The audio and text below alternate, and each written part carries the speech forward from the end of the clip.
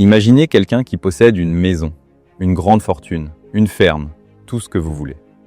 Un banquier expérimenté lui propose « Confie-moi tout et je multiplierai tes biens par 10, par 100. En échange, je ne te donnerai qu'une pomme. » Accepteriez-vous un tel marché? Adam et Ève l'ont accepté et jusqu'à aujourd'hui, nous en subissons les conséquences. Chers amis, Salve Maria. Nous entrons dans le premier dimanche de Carême. Nous commençons ce grand exode, ce désert spirituel avec Jésus. L'Évangile selon saint Matthieu nous dit « Jésus fut conduit au désert par l'Esprit pour être tenté par le diable. » Après son baptême, Jésus est conduit par l'Esprit au désert pour être tenté. La tentation n'est pas un abandon de Dieu. Elle est une permission divine. Elle manifeste une confiance. Dieu permet l'épreuve afin que, avec le secours de sa grâce, nous triomphions et lui rendions gloire.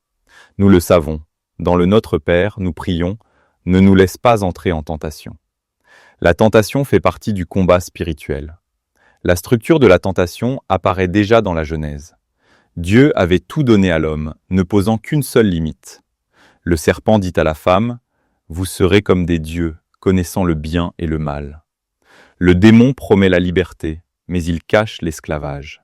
Il promet la maîtrise, mais il enlève la vraie liberté. Car lorsque l'homme cède à la tentation, il perd l'un des dons qui le rendent semblable à Dieu, la liberté intérieure. Jésus, lui, reste 40 jours au désert. Après 40 jours de jeûne, le tentateur s'approche. Première tentation. Si tu es fils de Dieu, ordonne que ces pierres deviennent des pains. Jésus répond, il est écrit, l'homme ne vit pas seulement de pain, mais de toute parole qui sort de la bouche de Dieu. La tentation vise la foi.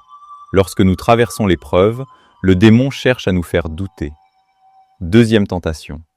Le diable cite même l'Écriture. Il donnera pour toi des ordres à ses anges, et ils te porteront sur leurs mains, de peur que ton pied ne heurte une pierre. Jésus répond, il est encore écrit, tu ne mettras pas à l'épreuve le Seigneur ton Dieu. Attention. On peut manipuler l'Écriture.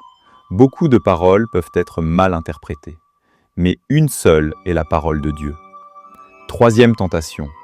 Tout cela je te le donnerai, si, tombant à mes pieds, tu te prosternes devant moi. Jésus répond fermement, « Arrière, Satan, car il est écrit, c'est le Seigneur ton Dieu que tu adoreras, à lui seul tu rendras un culte. » Ainsi, le Christ triomphe des trois tentations.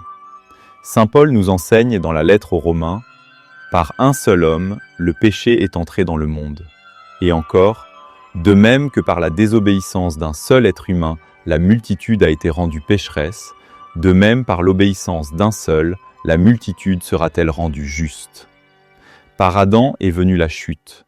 Par le nouvel Adam, le Christ, vient le salut. Jésus assume notre condition. Il entre dans le désert. Il accepte la pénitence. Il prend sur lui notre misère. Et dans cette victoire apparaît déjà Marie, la nouvelle Ève. Là où Ève a cédé, Marie est restée fidèle. Elle a dit oui à Dieu. Elle a conçu le Sauveur et nous l'a donné. Ce même Jésus s'est fait nourriture dans l'Eucharistie. Chaque fois que nous communions, souvenons-nous, c'est Marie qui nous a offert le fruit béni de son sein pour notre salut.